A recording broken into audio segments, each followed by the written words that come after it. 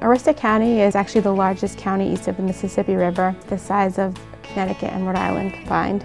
Very rural. It is a county of approximately 71,000 people. We do have some unique cultures here. 2 Amish communities, a Swedish colony, 2 Native American bands, French Canadian or Acadian culture, as well as Irish English heritage. The age group primarily abusing here would be older teens and young adults, meaning like 20s to early 30s. But we're seeing everybody. It doesn't matter what gender or economic standings. We encounter everyone from 16-year-olds to 80-year-olds that are not only actively involved in abusing, but actively involved in felony trafficking activity, either for profit or to support their own habits. Risk factors here in the county are relatively high unemployment rate, prevalence of jobs which are very hard on your body, like farming, the lumber industry.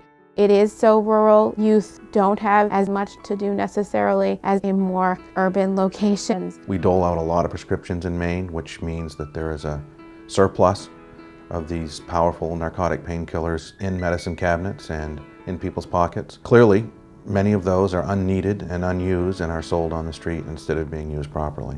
We're only 12 miles from Canada. Going to a Canadian pharmacy and picking up hydrocodones at higher milligrams than we have here is not uncommon. Smuggling through the mail and through parcel services from other states where perhaps their rules are more lax than Maine's is a big issue. So we have that importing of prescription drugs from all around.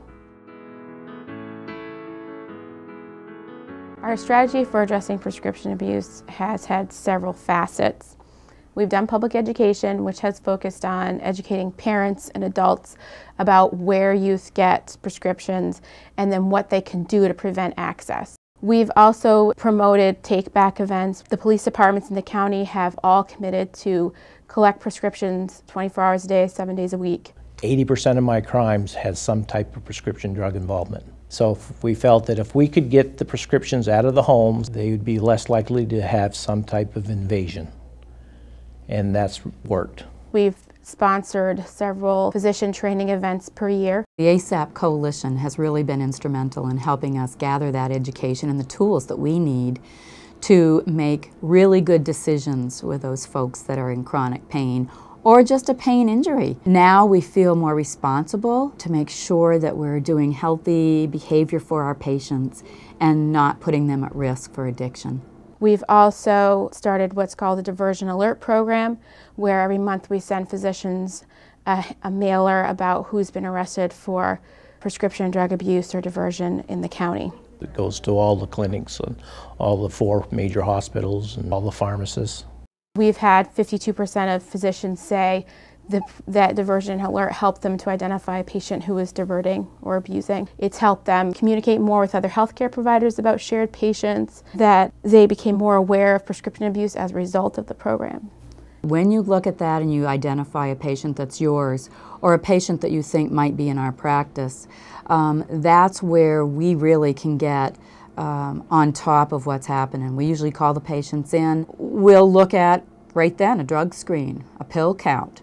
If any of those things are off, then they know they can be discharged from our practice. Since diversion alert has been out there, that the medical community has felt much more comfortable having conversations with law enforcement and vice versa. Appropriate information is being passed back and forth so that rather than being part of the problem, the medical community can be actually part of the solution. We have arrest data that suggests that some of our work is having an impact on diversion and abuse arrests in the county. In 2010, the arrests for prescription abuse and diversion decreased from 63% to 43%. I wasn't entirely sure when we went into this effort that it would last. I wasn't entirely sure that it would be successful. It is lasting, it is successful, and these community coalitions are really the only long-term answer to trying to address the problem.